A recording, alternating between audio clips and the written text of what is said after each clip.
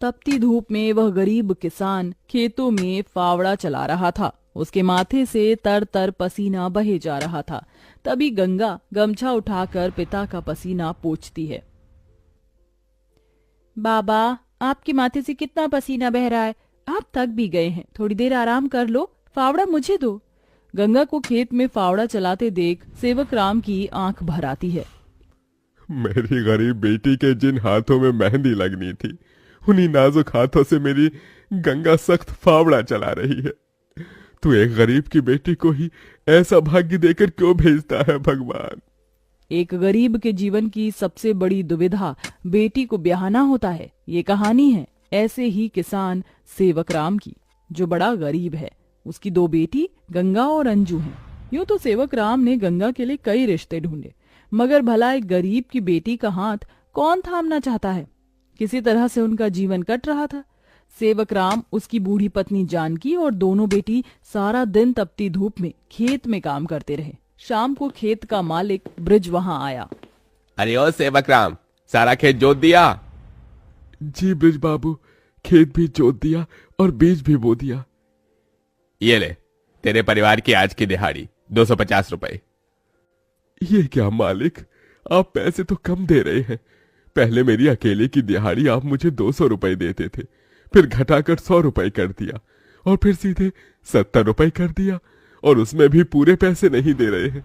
मैं, मेरी दोनों बेटी और पत्नी को मिलाकर हम कुल 4 जन आज खेत में दिन भर जर मर कर खटे हैं। अरे 30 रुपए ही तो कम है, उसमें क्या तू खरीद लेगा है? एक एक रुपया भी मेहनत से कमाना पड़ता है मालिक। फिर ब्रिज बाकी के 30 रुपए भी सेवक राम को दे देता है, जिसके बाद वह अपनी मढ़ई में आ जाते हैं और गंगा सबको खाना बनाकर खिलाती है और एक फटे गुदरी पर पूरा परिवार जमीन पर लेट जाता है।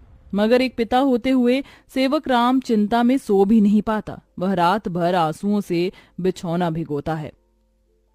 अजी, आप अभी तक जाग रहे हैं? जिसके घर में जवान बेटी ब्याहने को हो, वो कैसे सोए? जाने मेरी गरीब बेटी के भाग्य में क्या लिखा है। भगवान ने सभी के घर आंगन में भाग्य जाग रहे हैं, मगर मेरी मढ़ई के आंगन में मंडप कब बनेगा? अजी, तुम चिंता मत करो, भगवान ने कहीं न कहीं जोड़ी बनाई होगी। सेवक राम का यही दुख कम न था। अभी तो और भी कठिनाई आने को थी। अगले दिन जब चारों खेत में पहुंचे कि तभी।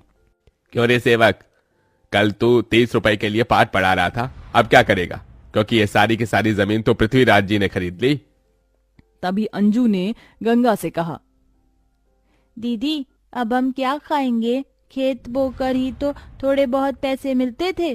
सेवक राम अपने परिवार को लेकर लौट आया। वह दिन रात चिंता में गलने लगा। ऐसे घर कैसे चलेगा प्रभु? कैसे होगी गंगा की शादी? और शादी नहीं हुई तो लोग मेरी गंगा को जाने क्या क्या नाम देंगे, क्या क्या ठहराएंगे जानकी। मैं काम ढूंढने जा रहा हूँ। बाबा, मैं भी आपके संग चलूंगी। दोनों काम ढूंढते एक बड़े से मिल में आए, जहां शिव नाम का एक नौजवान गरीब मजदूर भी काम कर रहा था। जहां मजदूर राशन की बोरी भरी मालगाड़ी खींच रहे। सेवक राम ने काम मांगा, दोनों को काम मिल गया। गंगा अपने पिता की बराबरी में काम करती। तपती धूप से अक्सर उसके पांव और हाथ में मालगाड़ी खींचने से छाले से पड़ जाते, तो वहीं घर आकर वह अपनी माँ का हाथ बटाती। आप ही अपनी चक्की पीसती, कड़ी धूप में सड़कों से गोबर बीन कर लाती, उपले बनाती। एक दिन मालगाड़ी खींचते वक्त शिव उसकी मदद करता है। काका, क्या मैं आप दोनों के साथ खाना खा सकता हूँ? बड़ी भूख लगी है और मैं खाना भी नहीं लाया। हाँ बेटा, आओ ना। ये कहते हुए गरीब गंगा अपने प्याज और रोटी में से उसे भी देती है और हिचक से भरकर कहती है, माफ कीजिएगा, आपको खिलाने के लिए हमारे पास कोई पूरी पकवान तो नहीं है, जो है यही खा लीजिए। शिव वह रूखा सूखा भी हंसकर खाने लगा। अब अक्सर शिव उनकी मदद कर देता। उसकी अच्छाई गंगा के मन को भाने लगी और एक दिन शिव ने कहा, काका, अगर आप मुझे इस काबिल समझे तो मैं आपकी बेटी का हाथ थामना चाहता हूँ। बेटा, मेरी गरीब बेटी को तुम जैसा मेहनती जीवन साथी मिलेगा। मुझे तुम पसंद हो बेटा। गरीब सेवक राम की दिली इच्छा तो थी कि गंगा को बड़ा और अच्छा घर द्वार मिले, मगर उसके मन में शिव को लेकर भी एक संतोष था। मगर सेवक राम ने जो कभी सोचा भी नहीं था, अगले दिन वो हुआ। कई बड़ी गाड़ियां लाइन से उसके चौखट पर आईं और शगुन से भरी थालियों के साथ शिव अपने परिवार के संग उनके घर आया। उनके महंगे कपड़े लत्ते देख एकदम महलों में रहने वालों से थे। शिव के संग उसके माता पिता पृथ्वीराज, वसुंधरा और बहन योगिता थी। अंजू ने उन्हें देख तपाक से बोला, अरे बाप रे, ये तो राजा महाराजा से लगते हैं। अजी, आपने तो कहा था शिव गरीब घर का लड़का है। शिव बेटा, ये सब क्या है? यही मेरी सच्चाई है काका। माफ कीजिएगा, मैं मजदूर या गरीब नहीं था, बल्कि महलों का बेटा हूँ। मगर मुझे एक ऐसा जीवन साथी की खोज थी जो मेरा धन दौलत देखकर मुझे न अपनाए। इसलिए मैं उसे ही ढूंढने के लिए ये जीवन जी रहा था। जिसने मुझे मेरी गरीबी के संग स्वीकारा वो गंगा थी। इसलिए मेरे महलों की दुल्हन गंगा होगी। गंगा बनोगी मेरे महलों की बहू और मेरे बेटे की दुल्हन?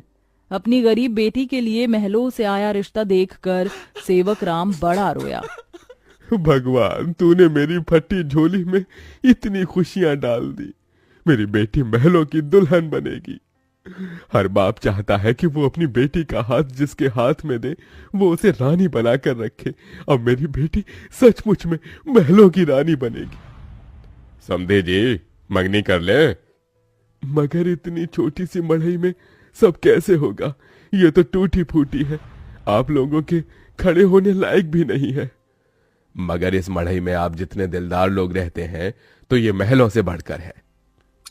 इसके बाद सेवक राम के छोटे से मढ़ई में उसकी गरीब बेटी की मंगनी होती है, जहां और थोड़े दिन के बाद बड़े ही धूमधाम के साथ गंगा की शादी होती है, जहां वह मंडप में मन ही मन कहती है, हे गौरी मैया, आपका धन्यवाद जो आपने मुझको मनचाहा वर दिया।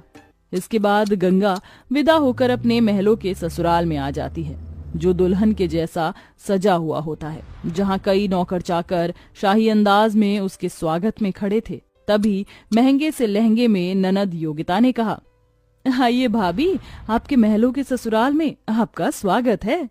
जैसे ही योगिता गाड़ी से उतरती है, तभी नौकर चाकर थाली में फूल लिए खड़े उसके स्वागत में फूल बिछाए जाते हैं।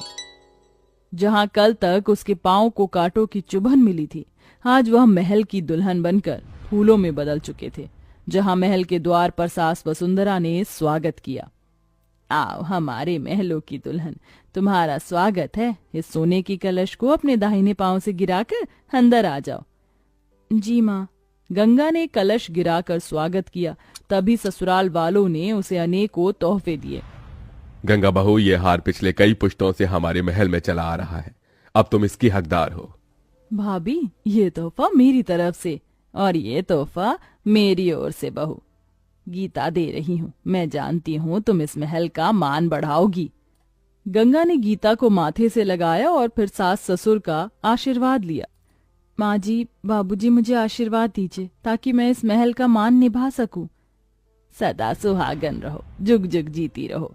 फिर गंगा विदाई में दिए अपनी गठरी को संग लिए शिव के साथ कमरे में आ गई, जहां आलीशान बड़ा कमरा, ऐशो मखमल का बिछौना और सब कुछ था, जिसे उस गरीब दुल्हन की आंखें देखती रह गईं। कैसा लग रहा है महलों के ससुराल में आकर? खुशी से गंगा की आंखें भर आईं। उसने कहा, यकीन नहीं होता, भगवान ने एक बार में ही इतनी खुशी दे दी। शिव, सब एक सपने जैसा लग रहा है। अब यही तुम्हारी दुनिया है। उस रोज जमीन पर सोने वाली गंगा मखमल के बिछौने पर सोई। अगले दिन वह नहा धोकर नीचे आई, जहां खाने की शाही मेज लगी थी और इर्द गिर्द नौकर खड़े थे। बहू बैठो, खाना खाओ। तभी नौकर ने गंगा को खाना परोसा। एक निवाला खाते ही गंगा को अपनी संघर्ष भरी जिंदगी और याद आ गई। उसकी आंखों से आंसू छलक गए। क्या हुआ गंगा बहू, खाना अच्छा नहीं बना? नहीं माँ जी, बहुत अच्छा बना है, बस ये सब खाने के तो एक गरीब की ख्वाहिश होती है। मैं बहुत खुश हूँ, बस चाहती हूँ कि हर लड़की को उसके सपनों का ससुराल मिले, जैसे मुझे मिला। थोड़े दिन में गंगा अपने महलों के ससुराल में सुखी से रहने लगी। किसी गरीब की बेटी को चुनकर हम भी ये पुण्य कमा सकते हैं।